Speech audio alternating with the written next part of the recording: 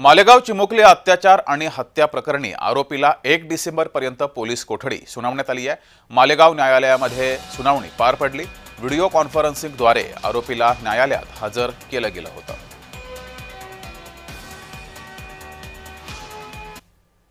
मोठ्या प्रमाणात जनआक्रोश होता त्या आरोपी विरुद्ध। अनेक लोक मालेगाव न्यायालयात चाल करून आले होते आणि पुन्हा कुठल्याही प्रकारचा कायदा आणि सुव्यवस्थेचा प्रश्न निर्माण होऊ नये म्हणून या आरोपीला आज देखील व्हीसी द्वारे तपासी अंमलदार यांनी हजर केलेला आहे। यामध्ये तपासी अंमलदार यांनी पुन्हा काही मुद्द्यांवर आरोपीचा 4 दिवस पोलीस कस्टडी रिमांड मिळावा असा विनंती अर्ज remand report police custody remand report माननीय न्यायालयात सादर करण्यात आलेला होता। त्याच्यामध्ये पूर्वीची जे काही कारणं होती त्या कारणावरूनच ज्या गुन्ह्यातलं जे काही हत्यार आहे ते अद्यापही आरोपीने काढून दिलेलं नाहीये। त्या रिकव्हरीच्या ग्राउंडवर हत्यार जप्ती करण्याच्या कारणावरून पोलीस कस्टडी रिमांड आज घेण्यात आला आहे।